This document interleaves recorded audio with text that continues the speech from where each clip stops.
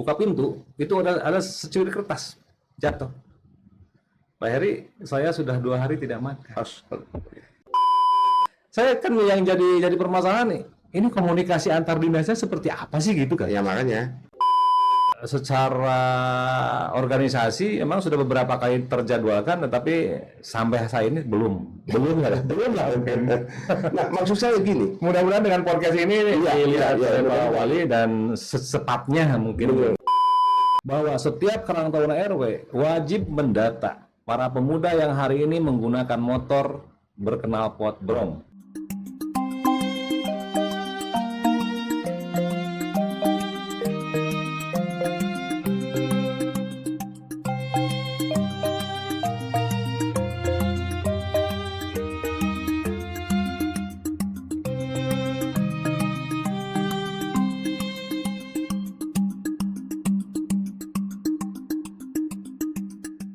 Assalamualaikum warahmatullahi wabarakatuh. Salam sejahtera untuk kita semua. Om Swastiastu, Namo Buddhaya, salam kebajikan, Rahayu, Rahayu, Rahayu, Sampurasun. Sampes. Ketemu lagi di Rakyat Berpikir Merdeka, Rakyat Bicara, dan di channel Pikiran Rakyat. Kebetulan pada kesempatan ini kita kedatangan tamu atau kita mengundang salah satu tokoh pemuda Kota Tasikmalaya. Beliau berkiprah di kepemudaan tentunya, hal-hal yang sifatnya kepemudaan dan sosial tentunya beliau pasti ada. Ini dia Kang Heri sebagai Ketua Karang Taruna Kota Tasikmalaya. Selamat datang di channel kami, Kang. Terima kasih ya. Nah, bicara tentang kepemudaan nih, Karang Taruna sampai sekarang kiprahnya sudah sampai di mana, Kang? Sebelumnya saya kenalkan dulu ya. Ya. Assalamualaikum warahmatullahi wabarakatuh. Salam kesetia kawanan sosial. Nama saya Heri Surihudin, Ketua Karang Taruna Kota Tasikmalaya, yang alhamdulillah hari ini saya kembali menjabat di 2 periode Karang Taruna Kota Tasikmalaya 2024-2029. Terkait kiprah, saya selalu menekankan kepada kawan-kawan yang aktif di Karang Taruna bahwa hari ini kita memang berbeda dengan organisasi lain. Betul. Bahwa Karang Taruna itu lahir dari kiprah sosial. Makanya dengan regulasi yang ada juga membentengi bahwa kiprah kita itu di situ. Makanya leading sektor Karang Taruna itu di kota kabupaten itu kan di dinas sosial. Nah, dari 5 tahun saya menjabat menjadi Ketua Karang Taruna Kota Tasikmalaya, alhamdulillah Yang periode pertama ya? Periode pertama itu sudah 69. 69 kelurahan sudah terbentuk, 10 kelurahan sudah terbentuk. Tinggal hari ini PR-nya adalah bagaimana penguatan di akar rumput Karang Taruna RW. Itu kita database kan, betul Karang Taruna RW. Karena memang dari 5 tahun pengalaman itu juga banyak permasalahan-permasalahan justru banyaknya di tingkat akar rumput, masyarakat, premanisme, segala macam. Nah, ini juga perlu kita tindak lanjuti karena memang dari kajian-kajian yang mayoritas itu mereka tidak punya legalitas apapun di Karang Taruna RW itu hanya sebatas resep berkarang taruna, tetapi tidak memiliki legalitas yang jelas. Di 2024-2029 kita maksimalkan ada berapa RW yang memang teman-teman pemuda itu aktif di Karang Taruna. Itu salah satu sasarannya. Yang kedua bahwa kiprah kita itu tetap kita berfokus di sosial. Jadi jangan melenceng karena ruhnya kita itu. Menarik sebetulnya mah ketika berbicara Karang Taruna pemuda lah katakanlah seperti itu ya. Ya selama ini kan pemuda itu leading sektornya bukan di situ. Artinya di dinas pariwisata kan dan kepemudaan. Nah tiba-tiba ini juga yang jadi bikin menarik itu tiba-tiba Karang Taruna ini leading sektornya ada di Dinsos katakanlah seperti itu. Artinya ketika berbicara dinsos, ya apapun alasannya, kesosialan yang jadi tokokan yang jadi tokokan teman-teman, bagaimana kondusivitas mungkin, atau bagaimana misalkan ada kerentanan di masyarakat, Karang Taruna turun. Nah, tapi ada juga hal-hal yang sifatnya saya tidak mengatakan oknum ya. Ya karena memang seragam dan sebagainya. Betul. Tiba-tiba di masyarakat itu mengatasnamakan Karang Taruna dengan itu, tapi tidak jarang juga perilakunya yang memang tadi yang dicita-citakan itu tidak berbanding lurus dengan apa yang dicita-citakan orang. Kira-kira apa tuh persoalan apa tuh yang itu? Untuk Karang Tasik sendiri, karena emang usia Karang Taruna itu kan sudah hampir 60 tahun lebih ya. Ya. Jadi cukup dibilang bahwa Karang Taruna itu organisasi tertua di Indonesia. Cuman masalahnya ada putusnya regenerasi dari tatanan atas sampai tingkatan di bawah. Kalau dulu kan cukup strategis Karang Taruna ketika berbicara di politik dan sebagainya.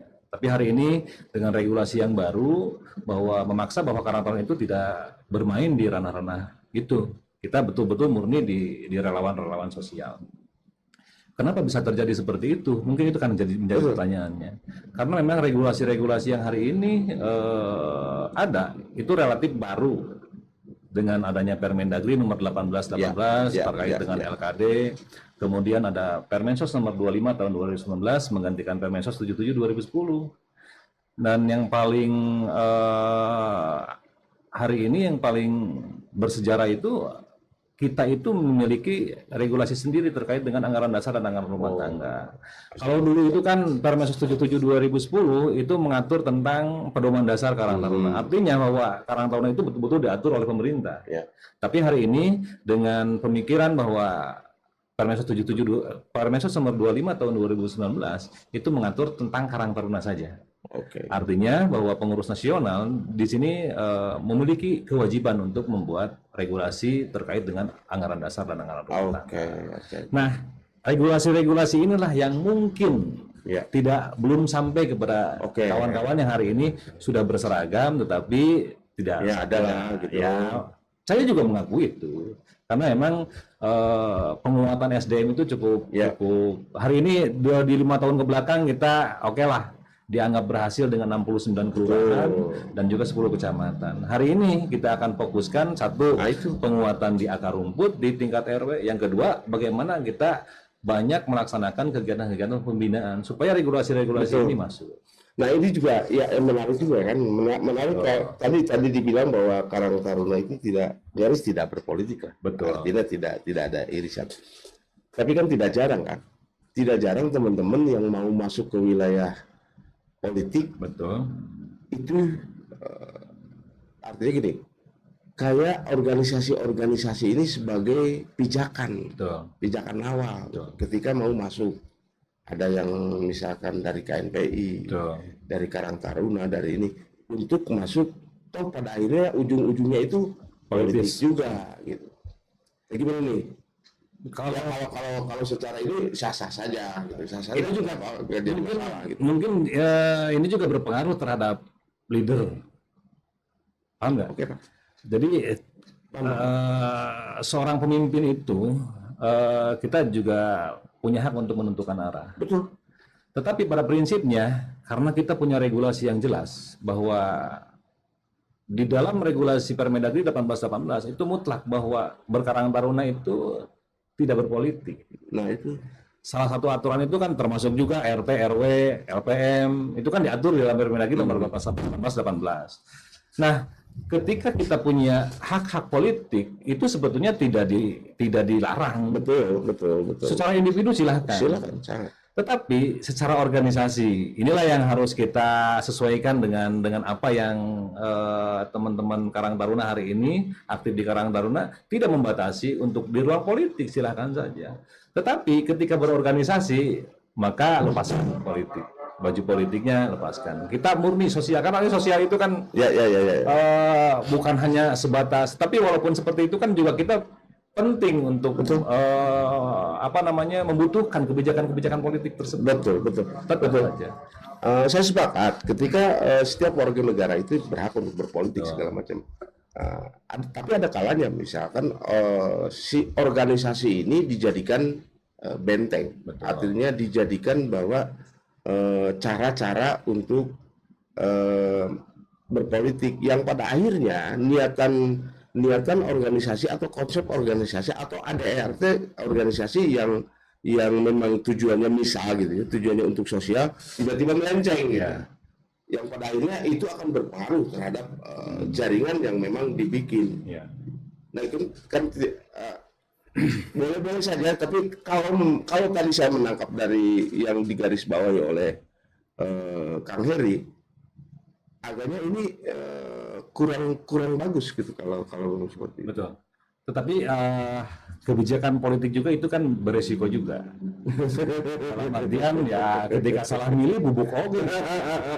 Nah makanya Organisasi bukan bukan maksudnya cari aman juga sih sebetulnya. Kita tidak mengarahkan ke ruang-ruang tersebut itu, apalagi di tatanan tingkatan Kota Tasikmalaya, supaya kita clear, supaya regenerasi di Karang Taruna itu tetap bisa berjalan dengan baik. Karena memang substansinya bahwa Karang Taruna itu kan mitra pemerintah. Siapapun dia, wali kotanya, siapapun dia pemimpinnya, itu tetap pembina umum di Karang Taruna Kota Tasikmalaya. Jangan sampai ketika hari ini misalnya berbenturan atau berbeda pilihan, yang korbannya kan bukan hanya sebatas ketua, tapi ini mengorbankan seluruh anggota pengurus yang ada di bawah. Dan celakanya teman-teman atau orang-orang yang memang berkontestasi itu kadang-kadang Karang Taruna atau organisasi lah itu diklaim. Klaim ini kesini. Nah, sebagai marwah ketika masuk ke wilayah abu-abu itu kan jadi kelihatan yang pada akhirnya itu ke bawah abu-abu juga. Gitu maksud saya. Tarikannya kan. Gini. Siapapun itu yang menjadi aktor di Karang Taruna, dia harus bisa bermitra dengan baik dengan pemerintah. Sepakat saya. Dan pemerintah pun, siapapun yang menjadi ketua Karang Tarunanya, dia adalah bagian dari anak-anak Sepakat saya. pemimpin terpilih itu. Seperti hari ini misalnya, Sepakat. kita di kontestasi 2024, kita relatif diam terkait dengan kontestasi tersebut. Walaupun secara individu ya ada di partai apa segala macam tim segala macam itu diperbolehkan selama tidak menggunakan atribut Karang Taruna untuk ajang politik, itu saja sebetulnya. Justru inilah bagaimana hari ini kita juga menjaga marwah organisasi supaya politik itu tidak menjadi berpengaruh signifikan. Kontestasi 2024 hari ini ada ketua Karang Taruna, saya tidak akan sebutkan ya, ada yang sampai mengundurkan diri jadi ketua karena beliau itu bagian dari tim sukses yang kalah misalnya dengan intervensi dan lain sebagainya. Tapi alhamdulillah untuk Kota Tasik hari ini saya mampu mengendalikan kawan-kawan supaya tidak terlalu membedakan antara ranah politik dan juga ranah karir. Itu saja sebetulnya. Secara individu mah bebas itu mah. Nah, saya paham, sangat paham sekali dan saya sepakat itu.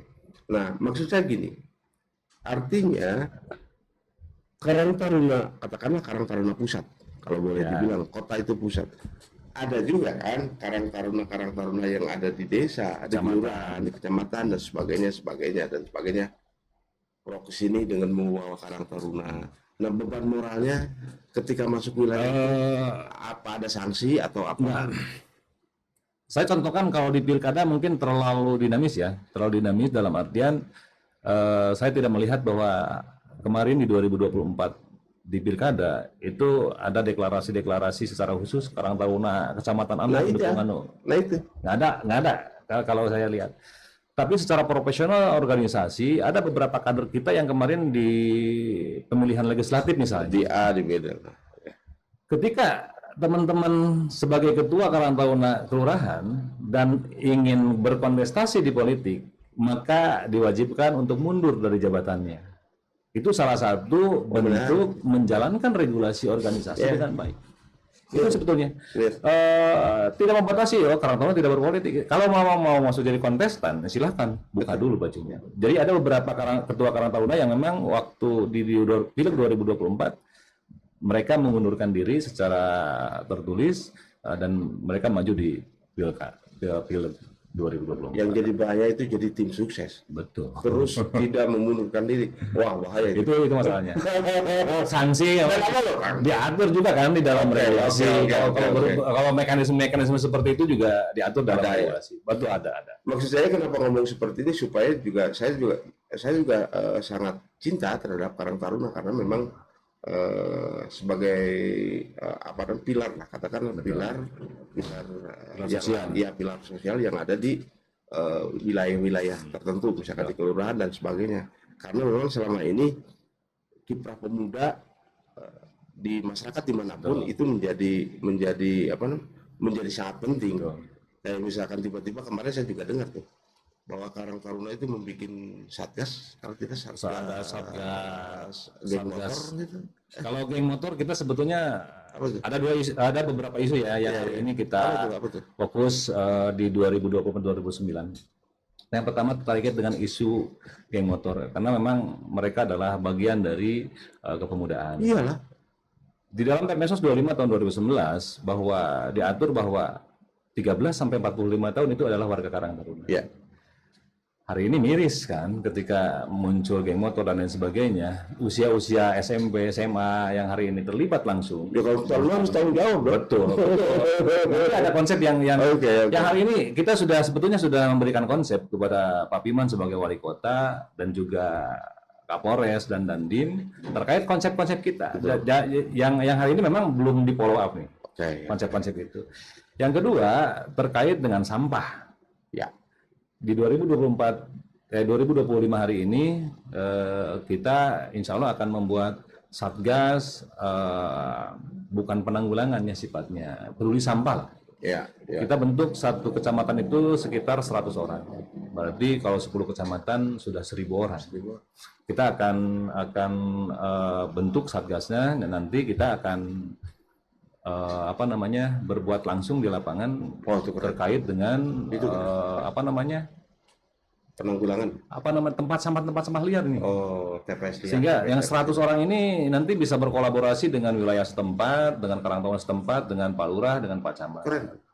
Minimal 1 bulan sekali lah. Berpikir minimal mereka punya data. Oh, tempat sampah liar itu di sini, Kecamatan Kawalu ada berapa, ini berapa.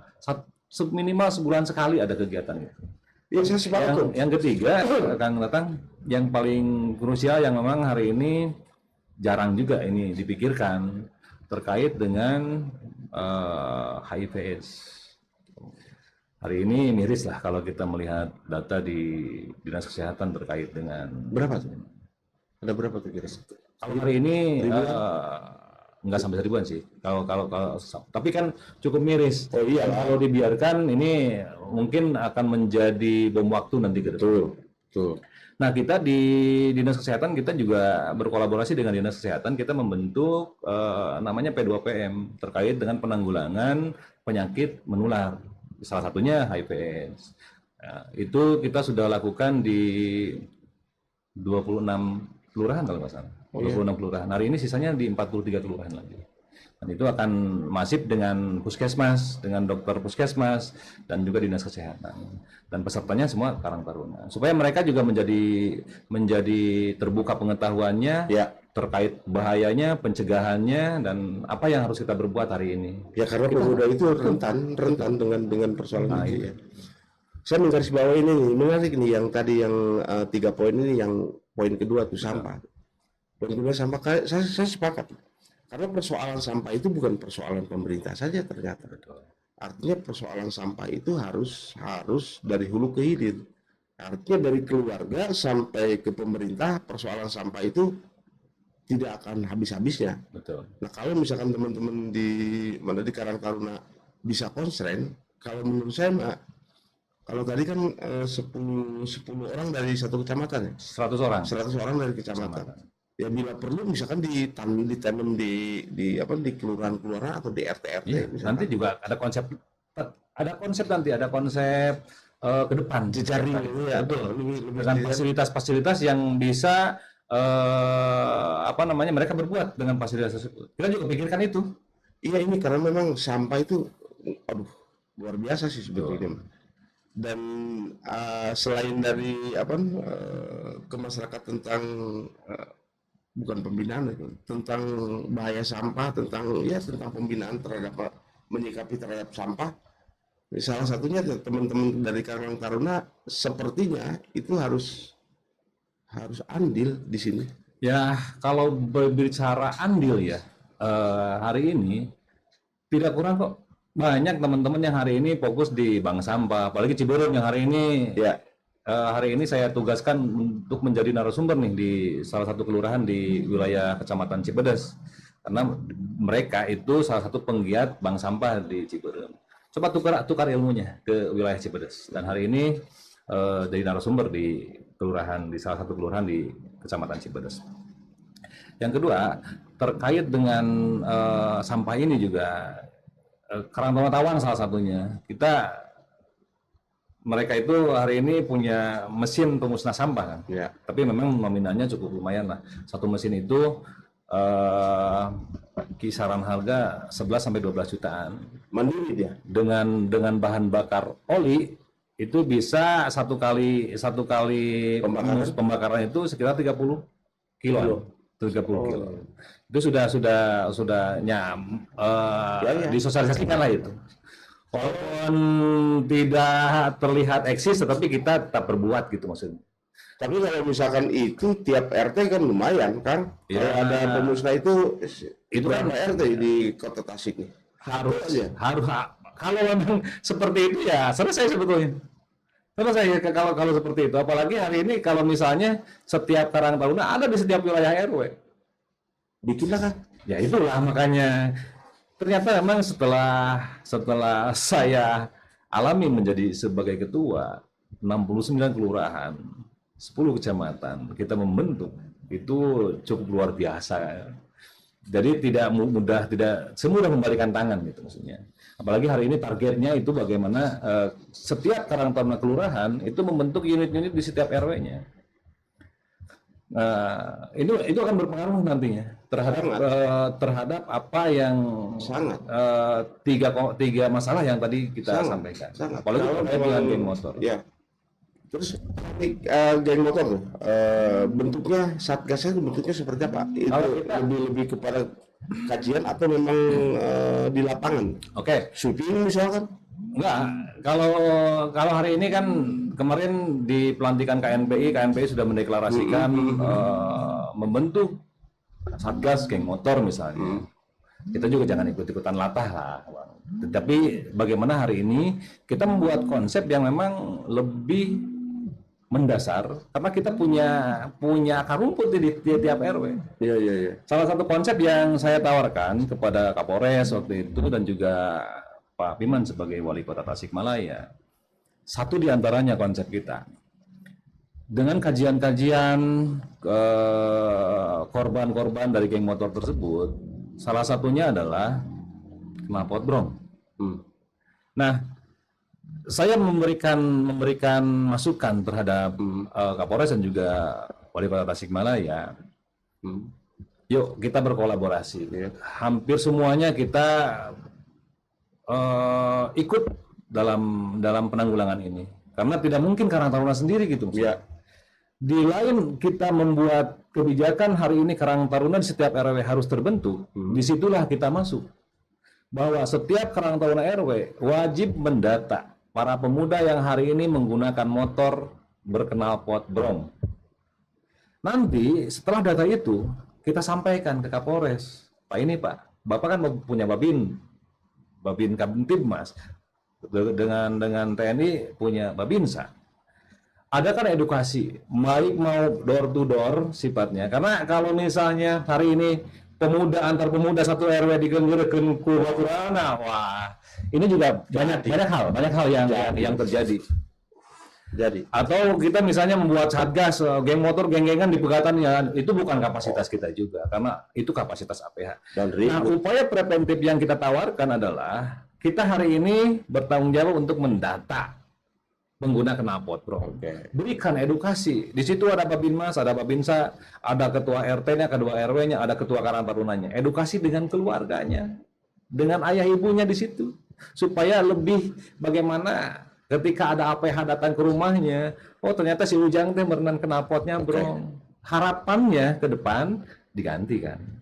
Kalau misalnya masih belum diganti, berarti ada upaya kedua. Nah, itu kita pikirkan kembali. Copot lah. Ya, yang kedua, konsep kita itu adalah bagaimana hari ini membuat para pemuda itu betah di lingkungannya masing-masing. Nah, itu yang paling penting, Bang. Yang penting. Itu yang paling penting. Nah, makanya hari ini kita memikirkan bagaimana lahan-lahan pemerintah kota, khususnya berkaitan dengan sarana olahraga, misalnya lapang sepak bola hari ini, yang memang statusnya sudah punya kota nih, itu kita pikirkan. Aktifkan lagi lah ya. Bukan aktifkan lagi, sarana dan prasarananya itu pemerintah harus bisa betul-betul bisa memfasilitasi dan menyiapkan. Ada banyak lapang-lapang minimal per kecamatan satu itu ada lah. Ya. Nah, sarana-sarana olahraga itu tujuan secara substansinya adalah bagaimana kita kuras tenaga pemuda, kuras pikirannya, kuras waktunya untuk kegiatan-kegiatan positif di wilayahnya masing-masing. Kalau mereka sudah merasa nyaman di rumahnya sendiri, di lingkungannya sendiri, sehingga mereka merasa buat apa pergi keluar. Walaupun statusnya, kalau misalnya ada lapang voli hanya sekedar nonton saja misalnya. Apalagi mereka bisa terlibat langsung dalam kegiatan tersebut. Kan ini menjadi sebuah kegiatan yang secara tidak langsung itu bisa minimalisir kenakalan-kenakalan remaja yang berkaitan dengan geng motor dan lain sebagainya. Seperti itu konsep-konsep yang kita tawarkan. Apalagi hari ini kan terkait dengan menu dari Jabar nih, karena Kang Deddy Mulyadi hari ini kan membatasi menu itu cuma 22. Ada sarana olahraga di situ. Dan itu bisa dibangun oleh anggaran provinsi. Nah, kita bantu juga untuk anggaran dan sebagainya. Betul.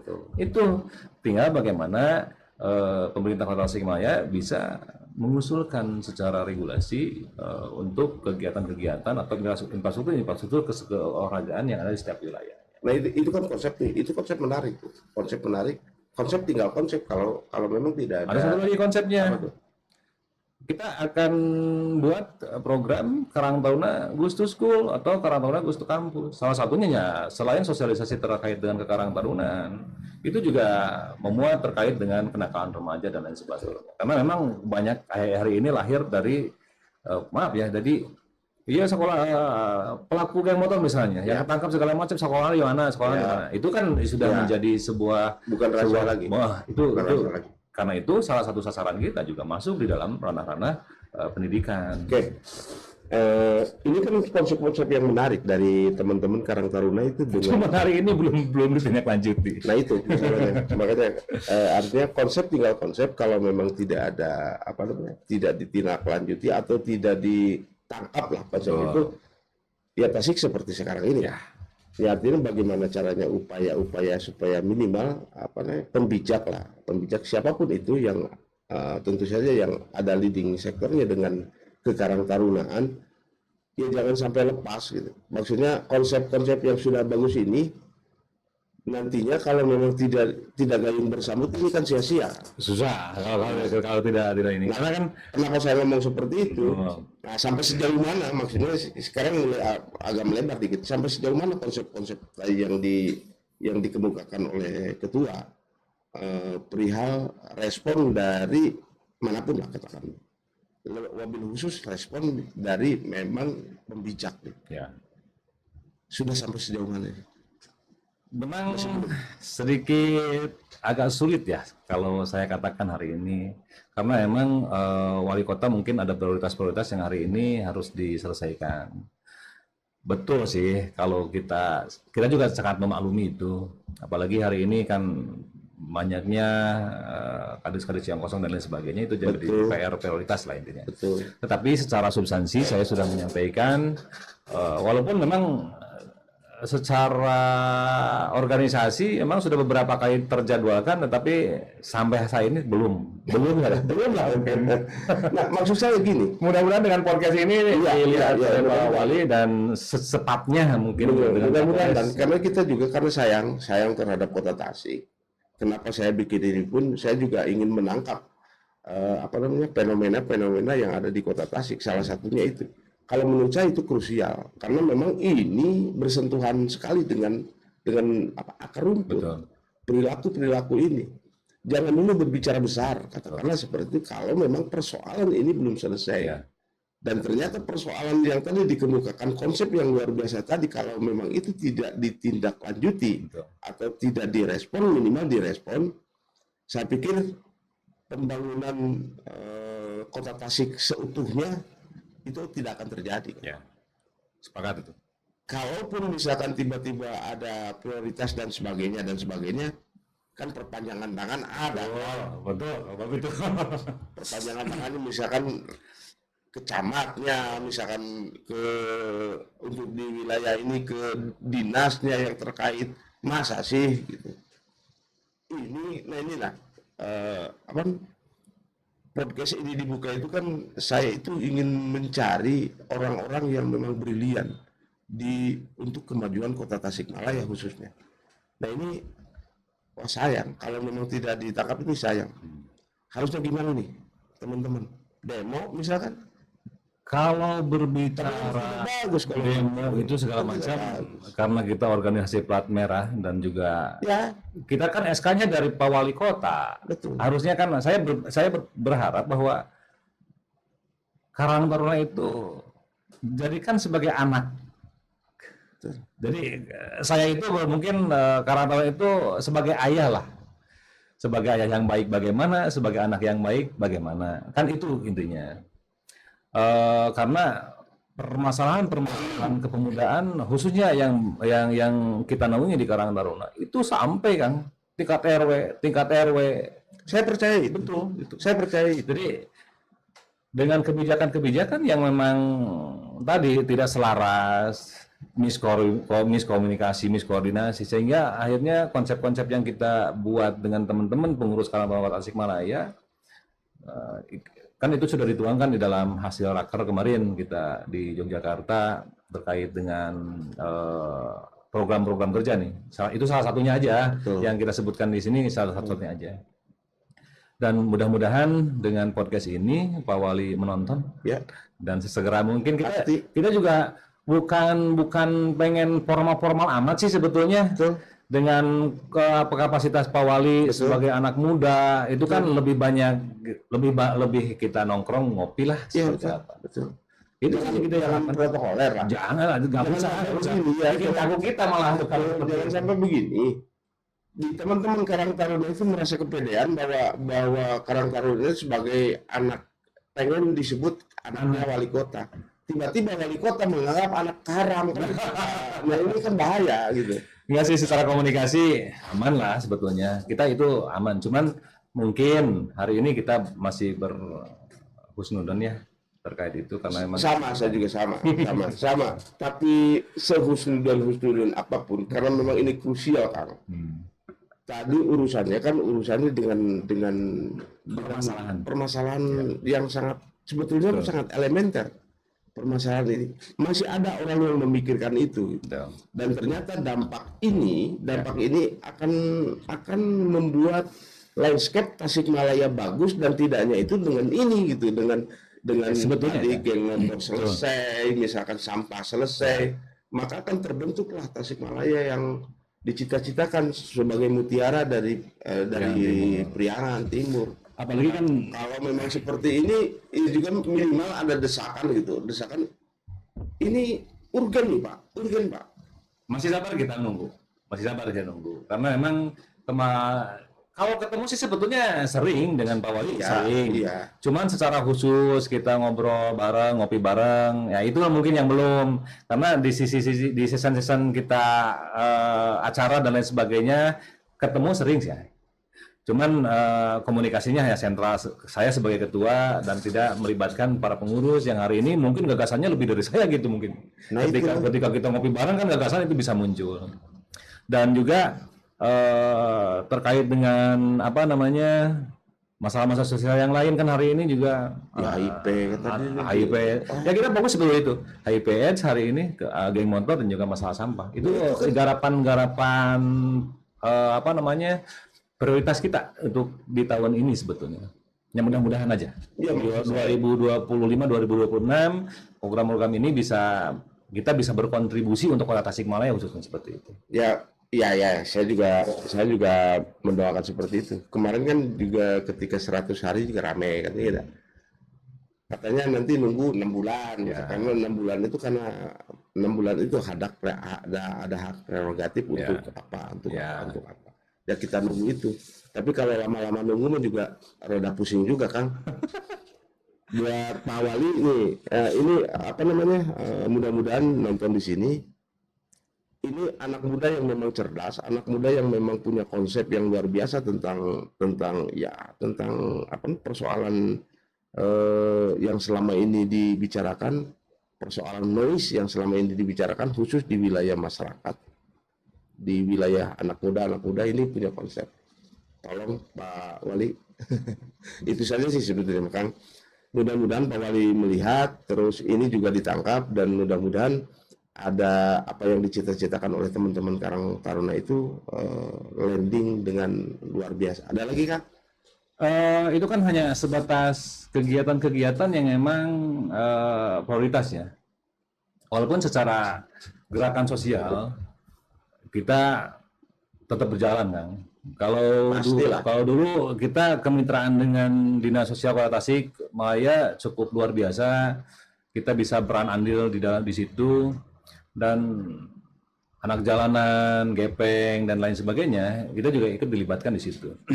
Dan hari ini yang memang saya juga pernah nyampaikan nih ke Pak Wali, apalagi ke Kadis Sosial yang hari ini. Kita ini di PLT ya? PLT yang mungkin bulan ini akhir bulan habis itu PLT udah dua kali, udah 6 bulan. Depannya siapa ya kita nggak tahu. Hari ini di Karangtaruna Kota Tasikmalaya, di Sekretariat Karangtaruna Tasikmalaya, kita mengurus 1 ayah, 2 anak dengan disabilitas. Itu sudah hampir 8 bulan. Sekarang. Saya sudah sampaikan ke Pak Wali. Karena 2 anak ini juga disabilitas ya. Yang satu ada gangguan saraf dari kecil, yang kedua autis. Kita pernah dengan Dinas Sosial menanggulangi permasalahan orang terlantar ini. Aslinya dari Jawa sih, tapi kan dia manusia juga yang harus kita. Indonesia lah. Kita pernah dibawa ke Dinas Sosial Provinsi sekitar 1 bulan, pelatihan dan lain sebagainya, dipulangkan lagi. Kita juga berupaya dengan Dinas Sosial kemarin, disekolahkan anaknya di SLB tuh, dikontrakin tuh. Tapi masyarakat banyak yang komplain segala macam, yang akhirnya pulang lagi ke kita. Ya kalau kita bicarakan secara kebaikan, ya alhamdulillah. Secara kita syukuri saja gitu, karena itu menjadi sebuah ladang pahala juga buat kita. Walaupun hari ini perhatian dari Dinas Sosial juga sedikit agak udah berapa bulan hari ini. Ya, jadi mungkin PLT kan kita berupaya aja dengan mandiri bagaimana orang yang terlantar di seker itu bisa makan lah ini ya. Cuma bisa makan aja sudah luar biasa. Mudah-mudahan ini juga menjadi sebuah bahan pemikiran untuk kita semuanya, karena memang tidak mungkin juga kita mengurus itu anak terlantar dengan keterbatasan dia gitu.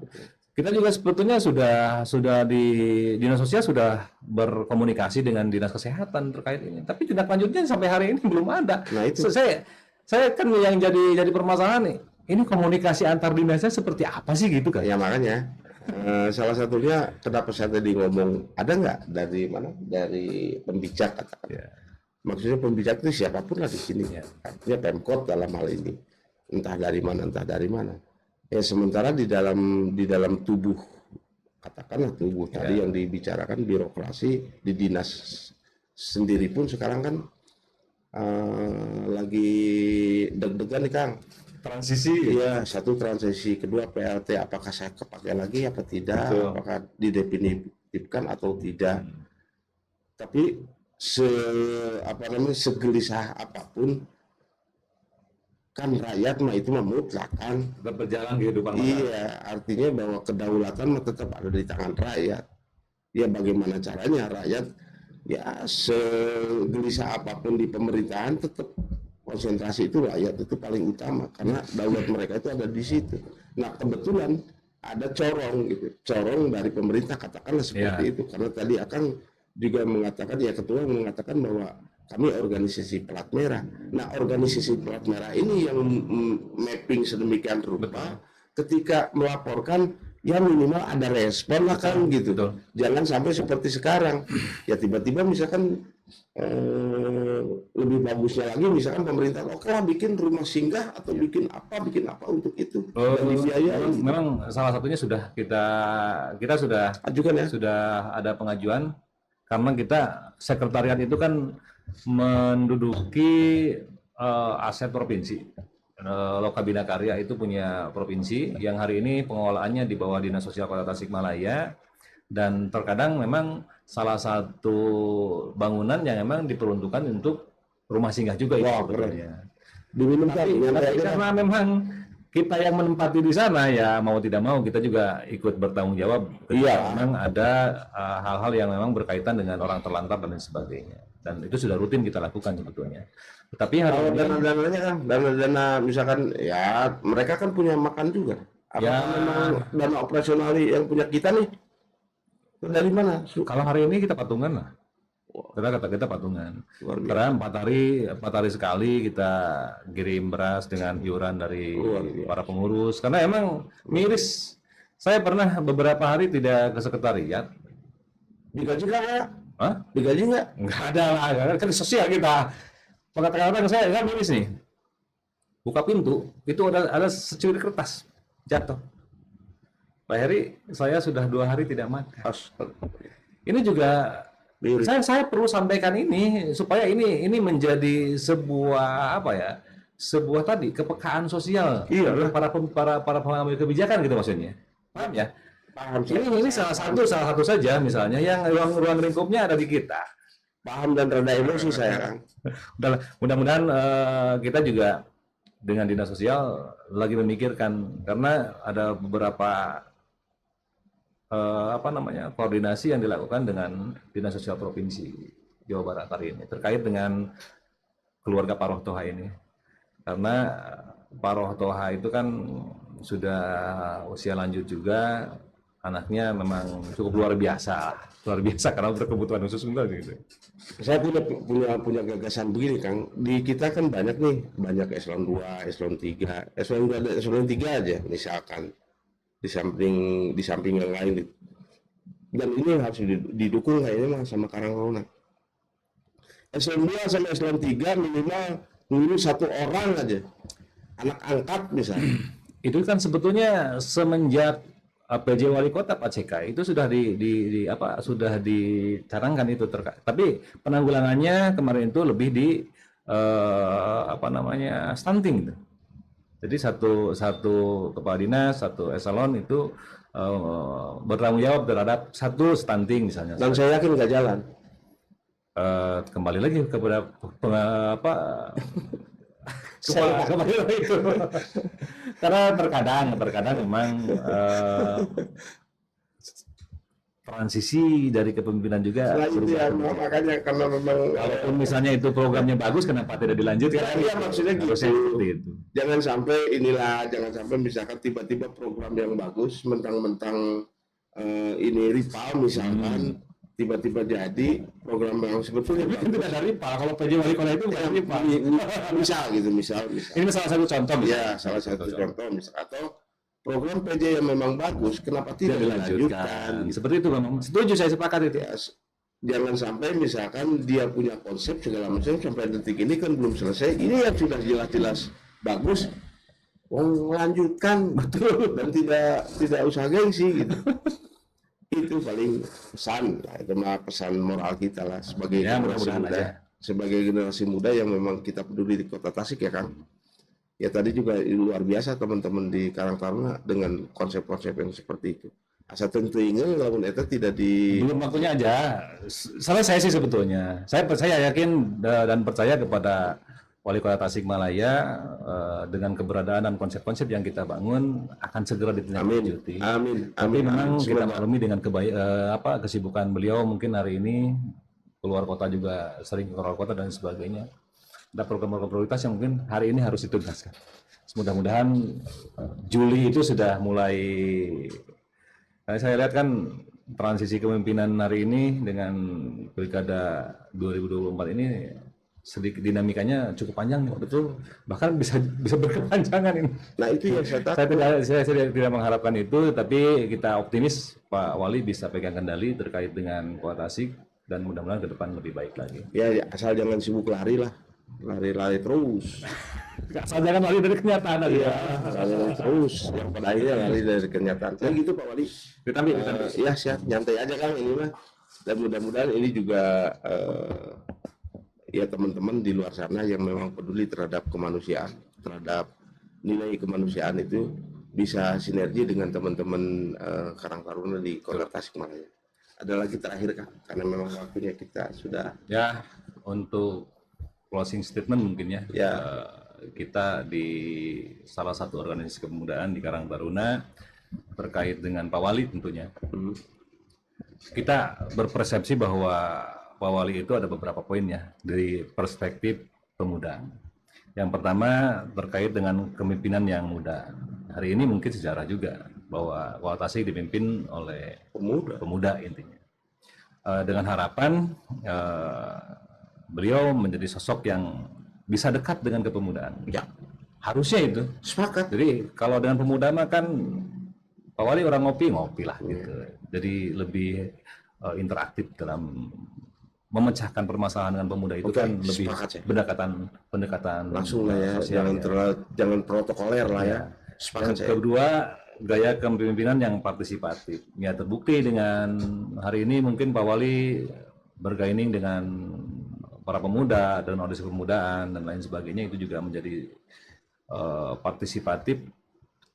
Konsep-konsep, masukan-masukan dari pemuda ini juga lebih diperhatikan. Yang ketiga,